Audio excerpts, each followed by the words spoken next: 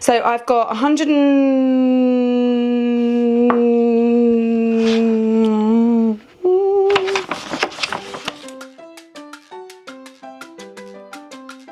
Hello and welcome back to the Cupcake Jemma channel with me, Gemma. Now today I'm doing another Cook the Books and it is the turn of my good friend Gurdeep Loyal, whose new book, Flavour Heroes, is out now. Really bright and colourful. Now this book is super clever. What it does is it gives you a ton of recipes where you can use up all those modern store cupboard ingredients. So back in the day, your like classic store cupboard ingredient might be, I don't know, Worcester sauce, kind of boring things like that. Whereas this one is more updated. So we've got lots of modern ingredients like gochujang, chipotle paste, we've got Thai green paste, yuzu koshu, tamarind, peanut butter, which is what we're gonna be doing today, miso, all those ingredients that people have been buying for one particular recipe that they've liked the look of, and then perhaps like never use it again. And it sort of sits in the back of the cupboard or the back of the fridge. And you're like, gosh, what will I use that for? I don't have a problem with peanut butter normally because I go through like kilos of it a month. I've currently got 3 different kinds on my shelf, but things like gochujang, which are widely used in Korea for a very long time, but over here perhaps maybe only really the last sort of 8 to 10 years in a sort of mainstream way, like available in the supermarket kind of way. So this book is really clever. Gurd is amazing with flavours and this book is brilliant. So I wanted to show you one recipe which really stood out to me, mainly because it just looks really fit. It is a peanut butter pie with a cinnamon cereal crust. There it is, looking spectacular. I don't know about you, but I want to eat that. And it's got loads of my favourite things in. It's got cornflakes, like anything cornflakey, cereally. I love peanut butter. I literally have it on my toast every day. It's got chocolate biscuits. It's got custard.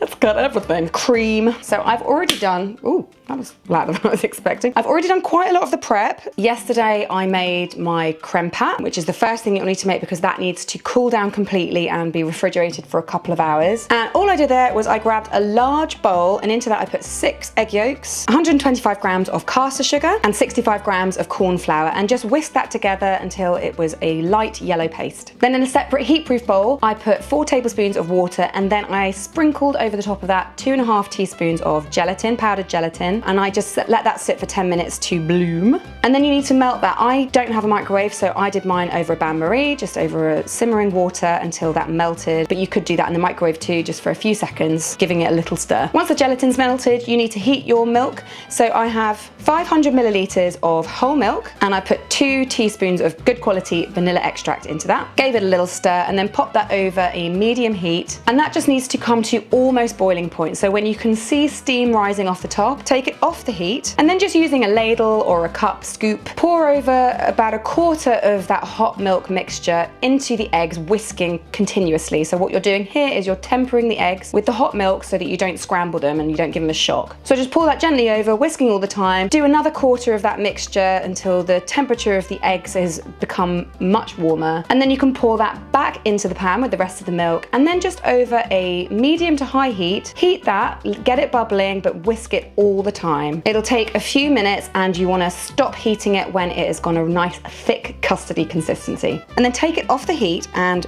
whisk in the melted gelatin. I like to pass my custard through a sieve just to get rid of any eggy bits and then just pop that into a container and put cling film directly onto the surface of the creme pat just so that a skin doesn't form. Let it cool to room temperature and then pop it into the fridge for at least 2 hours. Now of course I've done mine overnight because I just don't need the stress of trying to do this all in one day.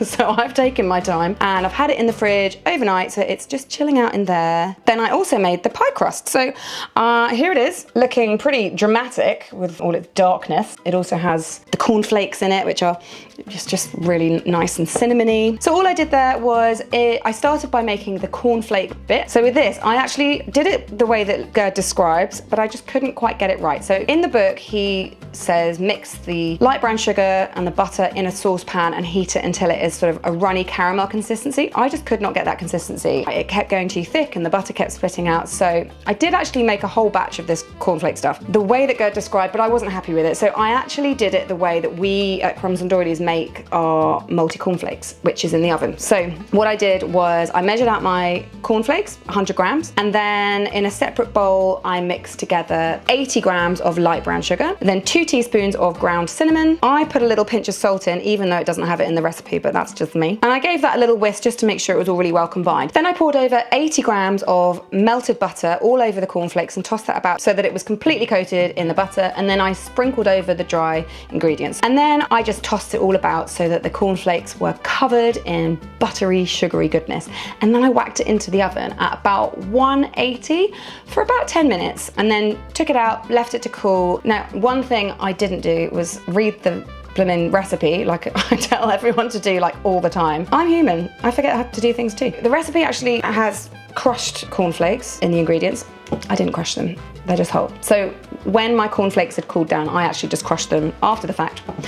So mine might be a little bit chunkier than they're supposed to be, but I think that's okay, guys. So to make the crust, you need to just take a couple of tablespoons of that cornflake mixture out, because we're going to use that to sprinkle on the top of the whole pie at the end. And with the rest of it, just put that into a big bowl and then add crushed Oreos. I just crush those in a food processor, but if you don't have one of those, you could do it in a bag, just bash it with a rolling pin until it's completely pulverized. Put that into the bowl with the cornflakes, along with a pinch of salt. Then I added 40 grams of melted unsalted butter and tossed that all around until there was a sort of wet sand consistency. And then to line your tin, so the tin I'm using is 22 centimeter high-sided fluted tin. It's also got a loose bottom for easy release. So I greased that a little bit. You could do that with oil, butter. I just used like cake release spray, and then just dump all of that crummy goodness into the tin, and then just use a glass, or you can use a cup measure, something with a very flat bottom and a straight side, to press down all of that lovely crumminess onto the base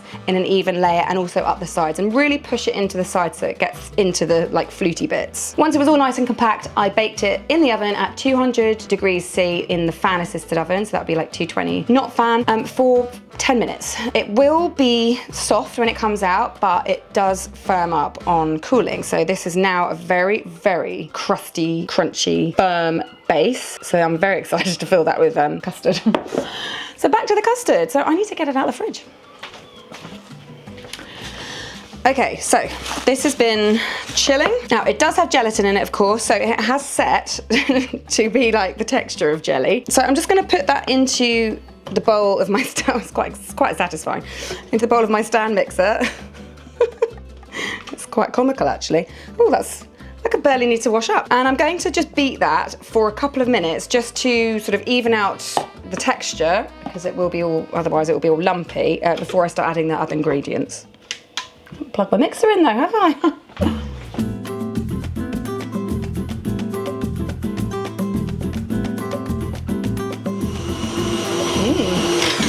Now, just a little word about the peanut butter. So Gerd's recommendation is that you use the dark roast crunchy peanut butter. Now, I had a dark roast crunchy and a dark roast smooth. He uses 275 grams, but I didn't have quite enough. So I have got a mixture of smooth, crunchy. Listen, it's up to you. Do what you feel, but I do recommend using a dark roast if you can find it, because it will just really amplify that peanut flavor. But the first thing I'm gonna do is gradually whisk in this butter. So I've got 150 grams of very soft butter. I'm going to add that in gradually while the whisk is going round.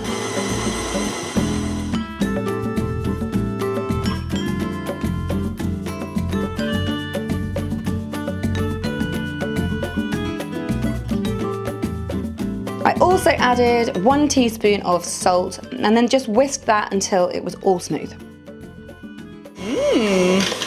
This looks so good. It's a bit like peanut mousse. Oh, yum. Right, this is all whippy and lovely and smooth, apart from the crunchy bits of peanut butter. So just get your whisk out of there, and then you want to dump all of that filling into your tin, your prepared crust. So once all the mixture is in the tin, just use a cranked palette knife just to level it off a bit. That is looking super sexy. So I'm going to refrigerate this as per the recipe for 8 hours minimum, which means I might have to film the rest of this tomorrow. I will be back for you in a matter of seconds, but for me in 8 hours. Welcome back. I mean, you didn't go anywhere, I did. But I'm back. The tart filling is like firm, but sort of with a bit of give to the touch. So that's gonna slice really nicely. But of course, the last thing we need to do is top it. We're going to be topping it with, well, the recipe is whipped cream. I'm gonna do a mixture of mascarpone and whipped cream just because ever since I had it at Fink's Bakery on their princess cake, I just feel like that's the superior topping. And if you wanna check that video out, obviously make sure you go and have a look at that. So I've got my stand mixer. I'm gonna loosen up the mascarpones first with the whisk, just to give it a little bit of air, and then I'll add the cream. So there's about 150 grams of mascarpone and an equal amount of cream.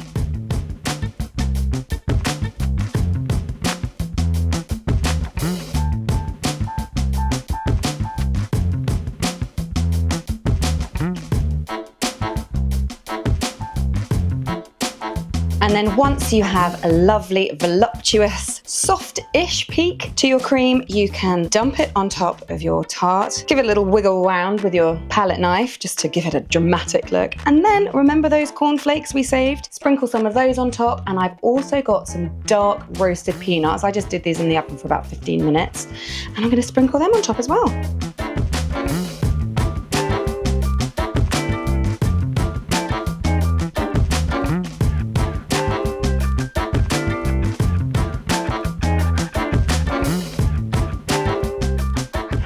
Oh my gosh, I just can't wait to eat this. It looks so good. Whoa, look at that. Absolutely gargantuan, indulgent, decadent. It smells so peanutty. Now, let's taste it.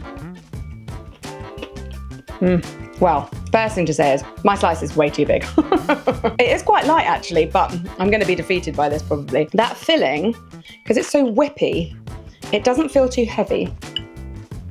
Even though it's essentially a thick custard and there's lots of it. It's just peanutty enough.